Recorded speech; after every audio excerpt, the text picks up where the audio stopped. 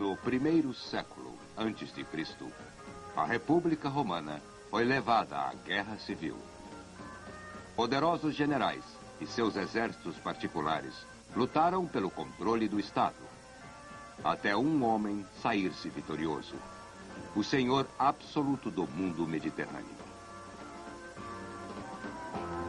O Império Romano, neste episódio de A Tradição Ocidental.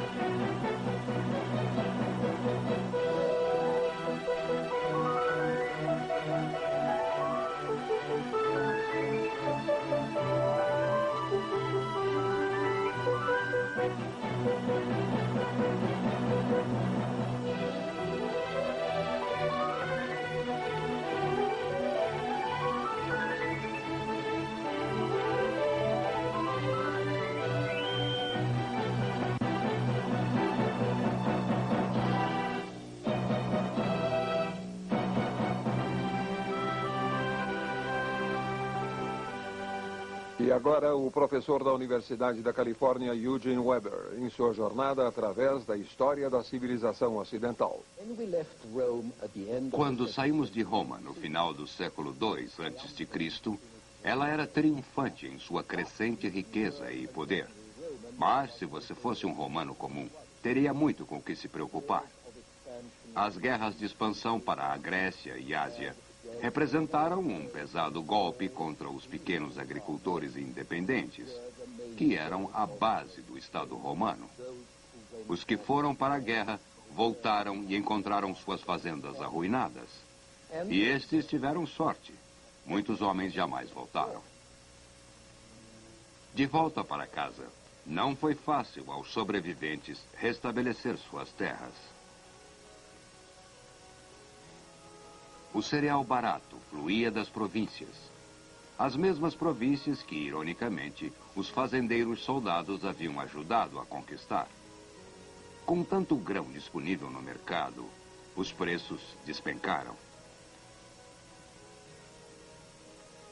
A maior parte das terras era usada para outras funções, como criar gado ou plantar uvas ou azeitonas. Isto era mais barato e podia ser feito numa área maior, por escravos, o que havia em grande número e oferecia um trabalho pesado em troca de mera subsistência. A família de agricultores não podia competir. Os ricos, que tinham capital para comprar as pequenas fazendas, ficaram mais ricos, enquanto os agricultores ficaram mais pobres, e muitos deles venderam suas terras para os grandes proprietários rurais. Mudaram-se para a cidade para aumentar ainda mais o número de proletários, viver às custas do Estado e serem manipulados pelos políticos.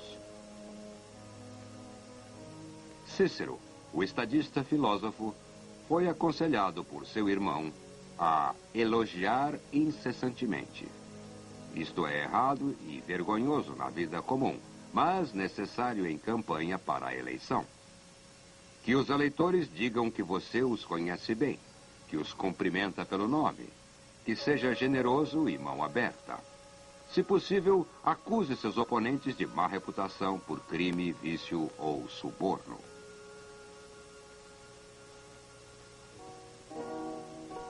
E assim, no final do século II a.C., a inquietação social havia se tornado um grande problema.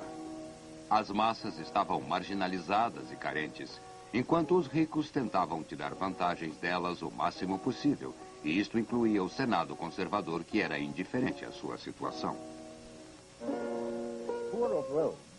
Os pobres de Roma tinham poucas opções políticas. Pela Constituição, a autoridade estava com o Senado e o povo, mas na prática, o Estado era dirigido apenas pelo Senado. E este corpo augusto, com grande autoridade e responsabilidade, era na verdade um conselho municipal, que que agora governava metade do mundo conhecido. Ele simplesmente não era capacitado para a tarefa. A maioria dos senadores queria que o mundo parasse, mas ele não parava, jamais para. Enquanto os senadores cuidavam de problemas externos, simplesmente jogando soldados onde necessário, os problemas sociais e econômicos estavam além de suas atribuições. Em 133 a.C., Tibério Graco, o nobre neto do homem que derrotou Aníbal, tomou para si a causa dos pobres. Ele tentou limitar o tamanho das grandes fazendas e oferecer terra para os sem terra, mas foi assassinado por um grupo de senadores conservadores e seus seguidores, espancado até a morte com cadeiras. Seu irmão, Caio Graco, tentou continuar seu trabalho, mas também foi assassinado. Parecia que o Senado, com sua determinação de manter o status quo, havia triunfado. Mas, na verdade, a paisagem política havia sido modificada pelos irmãos Graco e seus seguidores. Pela primeira vez na história romana, um partido popular havia crescido para desafiar a autoridade do Senado. Mas este não foi um golpe em favor da democracia, como seria de se esperar. Ao contrário, a situação foi perfeita para homens como Júlio César, que sabiam como usar e manipular a agitação social em benefício de suas carreiras. César foi um dos admiráveis generais que também eram políticos. Homens que uniam a política ao exército no primeiro século antes de Cristo. Mário, Sila, Pompeu e César. Todos foram ditadores em nome do povo ou do Senado e da chamada tradição. Não parecia importar muito qual. O primeiro século antes de Cristo foi uma época sangrenta de tramas e rivalidades entre os homens poderosos demais para serem impedidos, mas não poderosos o bastante para impedir que outros seguissem seus passos. Com o apoio do exército, marchavam para Roma em época de crise e forçavam o Senado a conceder-lhes poderes extraordinários para trazer ordem e estabilidade ao Estado. Eliminavam então seus inimigos da melhor maneira que podiam, abrindo uma era de assassinatos políticos que duraria vários séculos e encheria os livros de história com um fascinante derramamento de sangue. Os generais também tornaram-se homens muito ricos. Aqui está a descrição de Plutarco sobre Lúcio Lucímio Lúculo, um comandante bem-sucedido que se aposentou em 63 a.C. A vida de Lúculo nos mostra, no início, atos políticos e comandos militares. E no final, festanças de bebidas e banquetes, e o que eram praticamente orgias, corridas, tudo de muita frivolidade. Pois considero frivolidade seus edifícios suntuosos, pórticos e banhos, e ainda mais suas pinturas e estátuas. Sabem, ele não gosta da ausência de grávidas. Uma vez, quando jantava sozinho, ficou nervoso, pois apenas um prato modesto fora preparado e chamou o escravo responsável. Quando o escravo disse que não achava necessário haver algo caro por não haver convidados, Lúculo disse: "O quê? Não sabes que hoje Lúculo janta com Lúculo?" Bem, Lúculo e os outros como ele eram homens de grande apetite, não apenas para o luxo, não apenas para a comida, mas também para o poder. E esse poder estava em suas legiões. Tal força foi possível graças ao general Mário, que em 107 a.C. apresentou uma inovação que reestruturou totalmente o exército e acabou por desequilibrar o poder da República. Ele fez isto dispensando as exigências financeiras para o alistamento militar e aceitando voluntários do corpo de cidadãos. Os proletários pobres correram para ser equipados e pagos pelo Estado, enquanto as outras classes, que estavam pouco entusiasmadas com o exército, pois tinham algo melhor a fazer em casa, ficaram de fora. O pagamento não era bom, nem mesmo para um proletário. Mas um comandante de sucesso oferecia a seus homens parte dos despojos ou até um pedaço de terra. E estas recompensas, que melhorariam em muito a vida de um homem, estavam sob o controle do general. Por isso, as legiões romanas não eram mais leais ao Estado, mas sim a seus comandantes. Vejam o general romano Pompeu, que viveu de 106 a 48 a.C. Aos 28 anos, Pompeu teve que montar um exército para proteger o Senado de outros generais ambiciosos demais. Ele reprimiu uma grande rebelião, mas, no processo, seu exército tornou-se um exército particular, a ponto de seus soldados dirigirem o voto de lealdade não a Roma, mas a ele pessoalmente. Um general com o apoio de tal exército poderia dominar ou intimidar o Senado, a dar-lhe outros comandos e honras. E daí, era um pequeno passo para usar seu poder, afastar os senadores e legalizar seu mandato no Estado também. Foi isto que aconteceu com Pompeu e vários outros, até tornar-se claro para todos os romanos que os dias da República estavam contados. Ele havia se tornado um governo não de leis, mas de homens. Homens ambiciosos, poderosos e impiedosos. Os generais e suas legiões tiveram tanto sucesso que Roma controlava uma extensão incrível de territórios na metade do primeiro século antes de Cristo. Mas esta expansão também trouxe novas ameaças. A leste, havia o poder crescente do Império da Pártia, que havia tomado o lugar dos persas. Ao norte, havia a espessa nuvem de hostis povos germânicos. Ao sul, as revoltas árabes na Ásia e númidas na África, e até mesmo dentro do Estado romano. Muitas das províncias eram vulcões prestes a explodir.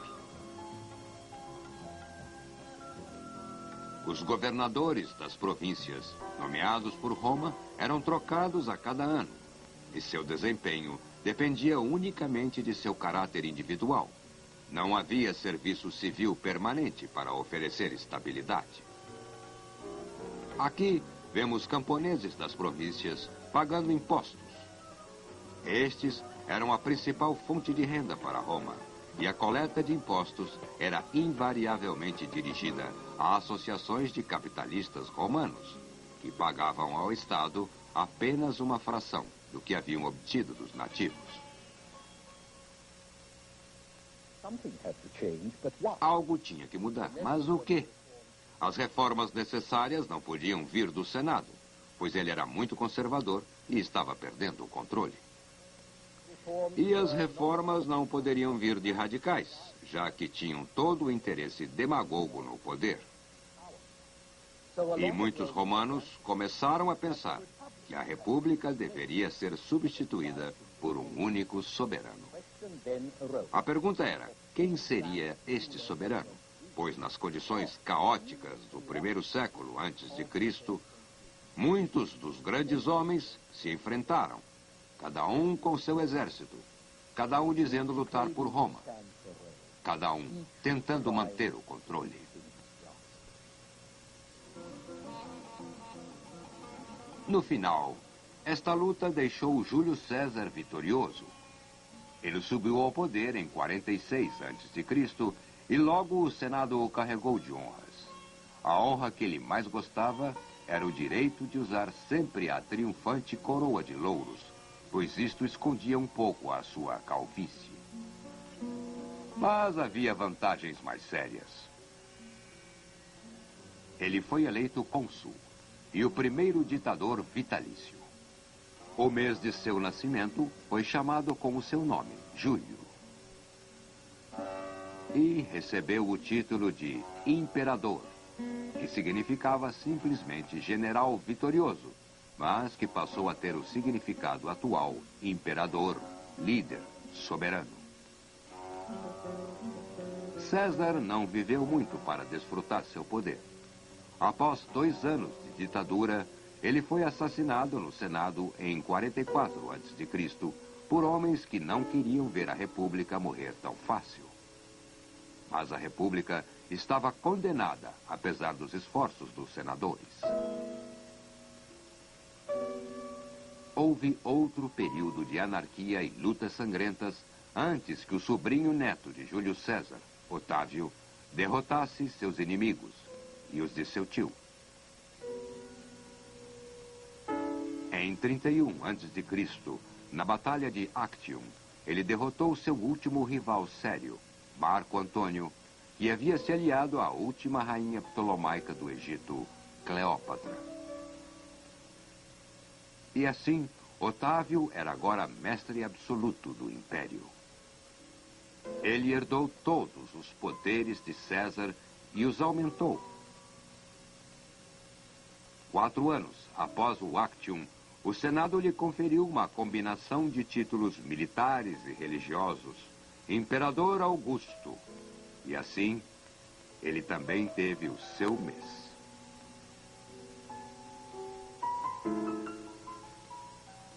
O maior monumento ao longo reinado de Augusto seria a Pax Romana, o maior período de paz e estabilidade que o mundo mediterrâneo jamais conheceu.